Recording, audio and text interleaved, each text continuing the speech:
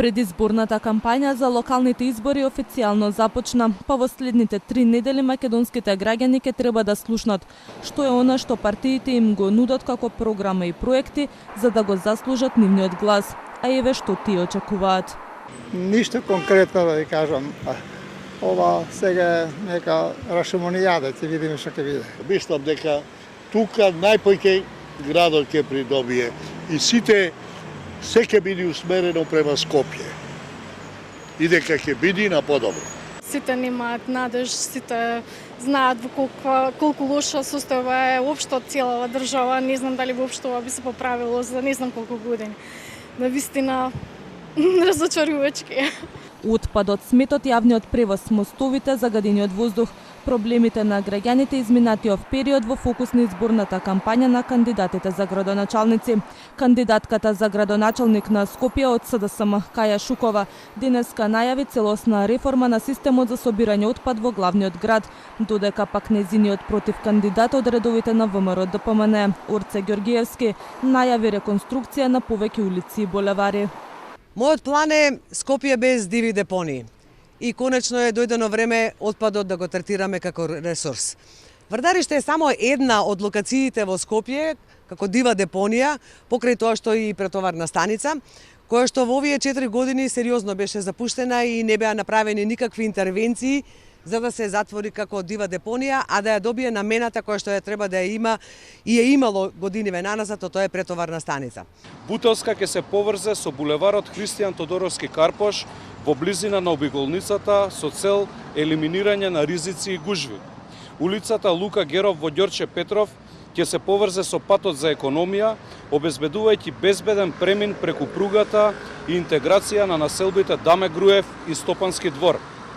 Новата улица меѓу Хиподром и општина Илинден ќе донесе брзина, безбедност и економски развој. Во трка за градоначалник на град Скопје се и неколку коалиции, независни и помали партии.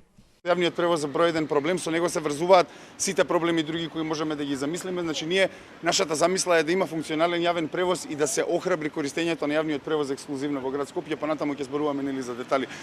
Втората работа е борбата со загадувањето на воздухот. Град Скопје, тоест граѓаните на град Скопје кои го вперуваат прстот во град Скопје за тоа дека е инертен по повод ова прашање за загадувањето, мора да види од институциите на град Скопје како одат во таа насока. Имаме многу методи за тоа како да го постигнеме. Постојано има сеча и гранки кои што паѓаат или се сечат за да зеленилото во градскиот парк биде одржано, но проблемот е што ова останува вака и после не се процесира никако. Во нашата програма предвидуваме социјална мерка со која што би можеле токму од ова градско зеленило да се произведуваат пелети доколку јавното претпријатие Паркови и зеленило отвори погон. Се наоѓам пред остатоците на универзалната сала. Уште една црна точка на мапата на Скопје. Истоштена, изнемоштена од прекубројни партиски прекукувања. Оставена сама на себе веќе долг временски период. Затоа на Скопје му треба промена. Му треба отчетност, стручност, знаење, независност. Само така Скопје ќе биде она што сакаме да биде. Слични ветувања стигаат и од кандидатите за градоначалници од партиите од албанскиот блок. Предпријатијата не функционираат. И ваквата ситуација не е само кај комуналното предпријатие, туку е речиси во сите јавни предпријатија и е неопходно веднаш интервенција за рестартирање или пак ставање во функција за потребите и на градот, и за инфраструктурата, а особено и на граѓаните. Тоа ќе биде една од најбрзите интервентни, а останатите работи кои што го загрижуваат градот ќе треба со соодветен план. После 4 години Скопје го гледаме праведен, дигитализиран и зелен, го гледаме со чист воздух, кај дигитализиран, каде што услугите сите ќе се обезбедат со еден клик и нормално сите граѓани ќе почнат да чувствуваат дека живеат во една европска метропола. Она што е многу битно за нас е Скопје како главна точка, дигитализирано Скопје.